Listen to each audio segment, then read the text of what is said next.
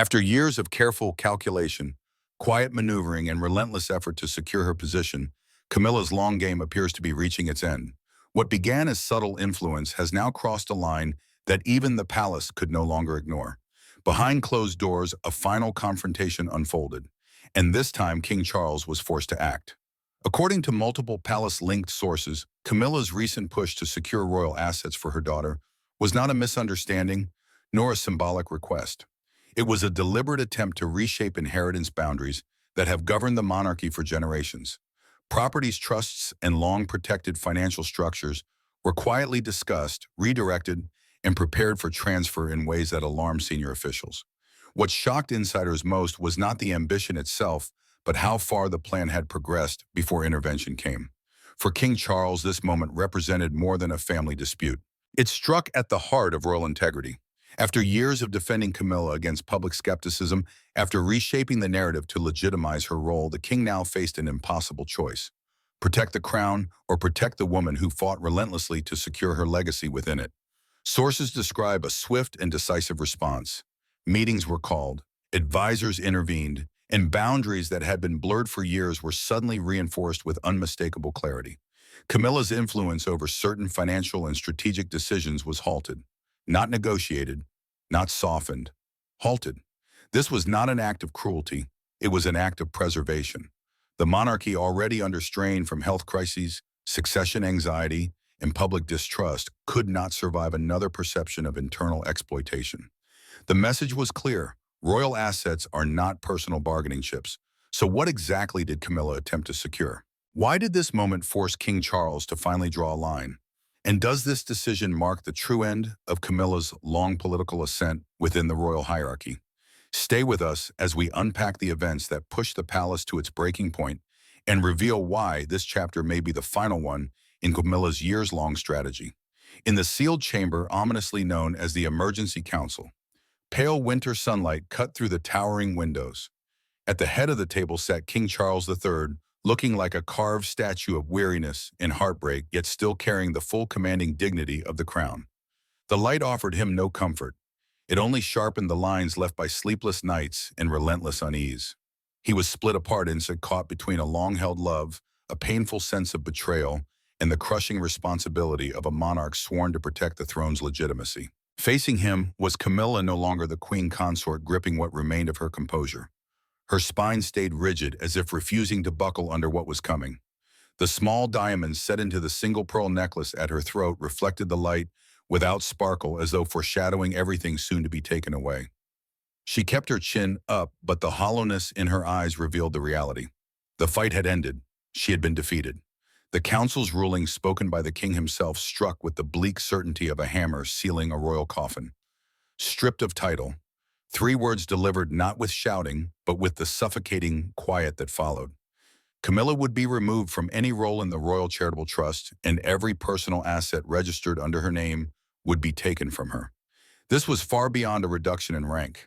It was total removal, a precise and deliberate wiping away of her authority and influence from the monarchy's long-standing legacy. Charles refused to meet the gaze of the woman who had once been his wife as he delivered the final clause of the judgment. Camilla would step back from all official responsibilities for an indefinite length of time under the carefully phrased excuse of protecting the image and stability of the royal family in the light of recent events. It was exile wrapped in courtesy, and accusation that did not need to be spoken aloud. Beside her brother, Princess Anne sat with a look that mixed simmering fury with unshakable determination. For weeks, she had carried out a silent campaign, collecting pieces of evidence and pushing against the king's growing disillusionment. To Anne, this was never about revenge. It was about defending the monarchy's foundations, the crown's integrity, and the untouched legitimacy of the line of succession. Within palace walls, people quietly regarded her as the protector of royal honor, an unofficial distinction yet heavier than any formal decoration. The meeting's peak and the final step in resolving the crisis came with the choice to place management of the royal estate into different hands. Catherine, Princess of Wales, was officially named its custodian. The king turned toward his daughter-in-law with a brief flicker of faith and relief. Catherine remained steady and controlled her expression, giving away nothing beyond calm restraint. Handing her stewardship over everything from historic jewels to property rights signaled a calculated shift of power. The assets would be secured for Prince William's direct line of succession. When the council ended, Charles stood, yet for a moment he could not bring himself to move. His eyes stayed fixed on the vacant chair opposite him where Camilla had been seated. The cold of the room seemed to sink into his bones. The throne had been protected, its legitimacy reinforced, but the price was a deep cut carved into his heart, where love and betrayal had battled to the end. In that instant, the king understood he had never felt so alone. Left with only his crown and the unbearable burden of duty resting on his shoulders, Camilla departed the palace beneath the watchful scrutiny of the staff. No longer the queen consort, her steps were slow as though she were walking across shards of glass. The king's voice, hard with sorrow, still rang in her mind. She knew she had committed a serious error, not driven by emotion but by politics and principle. What she had lost was not only her titles, but also the man she loved, forced to close the palace gates against her. Accepting her outcome without protest, she entered the car, waiting for her, carrying the wreckage of a royal dream and a heart in pieces. Outside London remained wrapped in fog, as if hiding the quiet tragedy playing out behind the palace walls. So what had occurred that could rattle the royal court to its very core, several weeks before the icy judgment delivered at Buckingham Palace Sandringham House, was steeped in quiet sorrow, still carrying the faint trace of incense in the heavy emptiness left by Queen Elizabeth II. It was the first private session held to review and arrange the royal family's personal estate after the somber memorial service. Princess Anne, known for her precision and reliability in administrative affairs, personally supervised the examination of every legal and financial record stacked in towering piles that felt like the monarchy's history made tangible. In the late Queen's former study, kept exactly as though she had only stepped out for a moment, Anne sat at the old oak desk. Her gaze moved across neatly stamped, formally sealed pages, official copies of the will, and its attached documents. On the surface, everything looked thoroughly logged and confirmed long ago. Yet Anne's unwavering sense of responsibility compelled her to inspect each sheet with painstaking attention. Then she stopped. Mixed loosely among the standard appendices listing trust allocations and property holdings was a document that didn't belong. Unlike the others, it carried no obvious sequence number and no official seal. It looked like an old addendum, something that should have been removed or replaced. Yet somehow it had ended up inside this crucial file. Anne slid the page out with care, her fingertips grazing the coarse feel of royal stationery. She read the short handwritten line again and again, written in black ink and bearing no clear signature. Consideration of a contingent beneficiary as proposed by the Queen Consort. A chill traced down Anne's back, sudden and unnerving, like glass cracking. A contingent beneficiary. When it came to the monarchy's most essential private holdings, the beneficiaries were meant to be unquestionable. The direct line of succession, King Charles III or the heirs of Prince William. Queen Elizabeth II's will had been designed with painstaking exactness to ensure precisely that, and the more alarming part was the phrase as proposed by the Queen Consort. When the will was originally written, Queen Consort would have referred to Elizabeth Bowes-Lyon, the Queen Mother, but this note felt like a later insertion, possibly at a recent amendment, from a period when the title could only mean Camilla, the woman now at Charles's side. Queen Elizabeth II had been fiercely protective of crown assets, leaving no space for uncertainty or exploitable gaps in the law. The existence of such a vague, irregular note was completely intolerable. Doubt took hold, sharp, stubborn, and growing. That same afternoon, as Anne moved along a side passage near the private rooms of King Charles and Queen Consort Camilla, she came upon a disturbing sight. A chambermaid, visibly shaken and pale with worry, was hurriedly clearing up an overturned tea tray. Scattered across the marble floor were torn bits of paper that caught Anne's attention. While the maid rushed to gather the mess, one small fragment, stained by tea, stood out. Anne slowed, pretending to study a portrait on the wall. The scrap contained only a few words, yet they were enough to make her inhale sharply to be transferred to Laura, personal solicitor. Anne's thoughts snapped together instantly.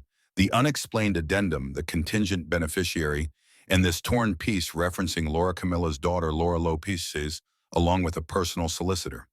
It pointed to something deliberate, a hidden effort to reroute royal assets toward Camilla's own child.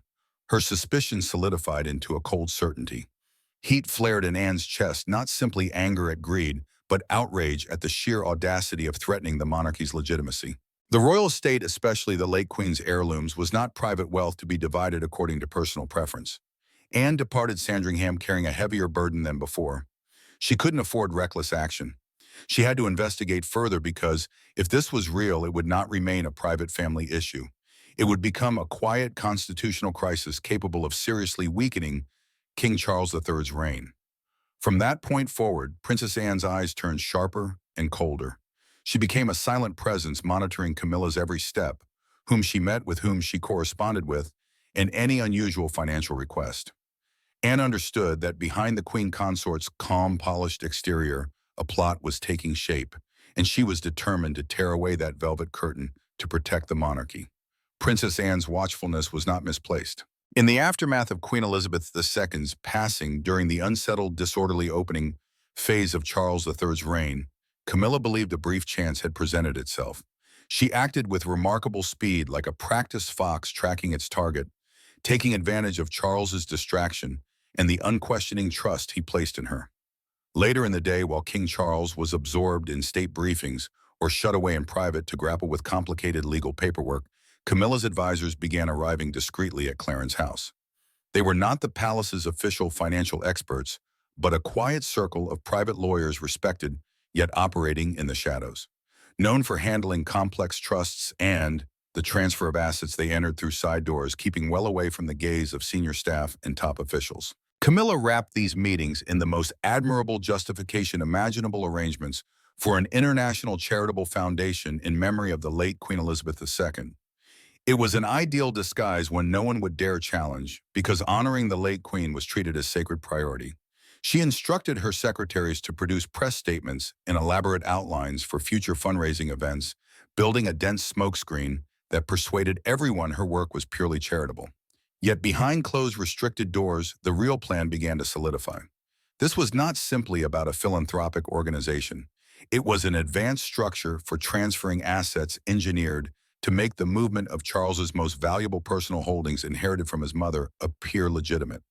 Camilla chose targets that were not officially listed in the Crown's public archives, yet carried enormous historical and financial worth. Private jewelry collections, rare objects kept in personal apartments, and most importantly, usage rights connected to certain famed royal properties that were not clearly classified as state assets.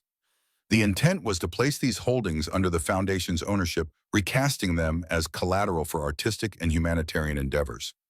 At the center of Camilla's strategy, its true driving purpose was the way the foundation would be governed. King Charles would be presented as the honorary patron, but Camilla's daughter, Laura Lopes, would be named co-administrator. The legal structure was designed with such precision that once the transfer took place, reversing it would be almost impossible without Laura's approval. This was Camilla's method of guaranteeing that her daughter would permanently receive a share of assets that properly belonged to the Crown's direct line of succession. Camilla pursued the plan with an unsettling calm. She displayed no outward fear and no visible remorse. In her own view, she was acting as a mother who had every right to secure her child's future within a royal family that had always treated her as an outsider by blood. As she studied the foundation's organizational designs, what showed in her eyes was not simple greed, but a hardened determination to carve out lasting financial security for Laura. From a distance, Princess Anne watched the quiet comings and goings, the heavy folders carried in and out. Camilla's subdued demeanor around Charles, along with her soothing smiles and gentle remarks about the late Queen's maternal legacy, only sharpened Anne's sense that something was deeply false, and quietly contacted several of Queen Elizabeth II's most trusted advisors, strict guardians of protocol, who had also started noticing troubling irregularities in Camilla's rushed effort to launch this impressive charitable foundation. For Anne, doubt had turned into something far worse. She now knew this wasn't an abstract possibility, but a carefully run operation unfolding in deliberate stages. She was witnessing a political and moral betrayal from within her own family, an insight heavier than anything she had carried before. Anne could not wait any longer. She needed to report what she had discovered, even though she understood it might trigger an internal upheaval and wound King Charles profoundly. She had no alternative. The crown and her mother's legacy stood in danger of being quietly looted. Alone in her private study, Anne arranged her notes and the indirect proof she had collected with meticulous care. Every page, every recorded date amounted to a wordless indictment. She understood that the time had come to confront her brother, King Charles. The hardest and most painful decision of her entire life was now in front of her. Princess Anne selected King Charles's private study inside Buckingham Palace, a quiet, stark room to present the truth in full. She understood this wasn't a normal conversation between siblings. It was an emergency briefing tied directly to the monarchy's protection. King Charles sat behind his broad desk, his expression worn down by an unending cycle of royal obligations and state business. When Anne laid the carefully assembled dossier and copies of the questionable will addendum in front of him, Charles held onto the composed exterior, expected of a sovereign. But as he scanned the central details, especially the link between the phrase contingent beneficiary and the name Laura Lopez, that composure cracked. At first, disbelief swept across his face. He lifted a shaking hand to his forehead, as though trying to hold back the sting gathering in his eyes. He had given up so much to raise Camilla to the position of queen consort, absorbing public hostility and harsh criticism from every direction. And now that same trust appeared to have been turned into a weapon aimed at his crown. Anne remained quiet and firm. She didn't have to convince him with speeches. The evidence arranged by date and progression made its own argument. She outlined the secret appearances of private lawyers, the unusual urgency behind creating the charitable foundation, and the carefully engineered governance model that would place Laura in a position of control. As he listened, Charles grew still, not seized by fury, but weighed down by deep sorrow and a piercing sense of betrayal. He could see Camilla's reasoning. He understood the protective impulse of a mother securing her child's future. Yet if the plan were allowed to succeed, it would create a perilous precedent, weakening the throne's legitimacy and splitting the monarchy's inheritance structure. Personal emotions had to yield to the crown, and royal assets could not be redirected to anyone outside the direct line of succession. Charles shut his eyes, picturing the storm of public outrage and media contempt if the truth ever surfaced. His reign itself would come under scrutiny. Could he truly be trusted to defend the monarchy's assets and uphold its principles? Had marrying Camilla been a catastrophic misjudgment? After a long, crushing silence, the king finally met Anne's gaze. The hurt in his eyes was exposed and unmistakable. Yet the hardened resolve of a monarch began to return. He and Anne spoke not about whether the assets were being steered away, but about who must be appointed to safeguard them. They concluded there was only one possible choice: Catherine, Princess of Wales, as the mother of the future king and a loyal pillar of the institution. Placing her in that role would deliver an unmistakable message. William's line would inherit the royal legacy without question. Charles chose not to confront Camilla right away. A head-on clash would only ignite disorder and might drive her into even riskier action. Instead, he opted for quiet, calculated moves. He called in his senior advisors and ordered a full audit of the royal family's private holdings, presenting it as preparation for new tax regulations. It was a credible step unlikely to trigger suspicion. At the same time, an unexpected directive was issued. All personal jewelry and priceless artifacts owned by the royal family were to be relocated to an ultra-secure royal archive, officially justified as preserving heritage and preparing for a major future exhibition. With that single action, the most valuable physical assets were swiftly pulled out of Camilla's reach before she could channel them through the foundation. Word of the king's sudden focus on reviewing the estate spread rapidly through the palace. His silence toward Camilla, combined with these unusual administrative decisions, created an unmistakable strain in the air. Those closest to Camilla began to feel uneasy. They could sense it. The king was positioning himself for a massive decision, and it clearly did not promise anything good for the queen consort. King Charles's abrupt measures, the thorough audit of private holdings, and the rapid relocation of royal jewelry into a secure vault hit Camilla with the force of a lightning strike. Alertness gave way to a chilling realization. Her time was slipping away. Charles's silence was not surrender. It was calculated restraint. He was fully aware. Driven by urgency, Camilla was pushed to the brink. She had to move at once, using whatever influence she still possessed to compel Charles to authorize the document that would legitimize her false charitable foundation. She decided on a dangerous, after years of careful calculation, quiet maneuvering, and relentless attempts to secure her position, Camilla now finds herself facing an ending she never openly prepared for. What once appeared to be strategic patience has collided with the harsh reality of royal limits, public scrutiny, and a king forced to choose stability over sentiment. This moment is not just about assets or inheritance. It is about the invisible line within the monarchy that cannot be crossed, no matter how long one has waited or how close one stands to the crown. For King Charles, the decision signals a painful but necessary act of control. For the royal institution, it marks a clear message that legacy, order, and public trust come before personal ambition. And for the public, it raises an unsettling question. How many other silent power struggles remain hidden behind palace walls? As this chapter closes, the monarchy steps into uncertain ground once again. Whether this decision restores balance or opens new fractures is something only time will reveal.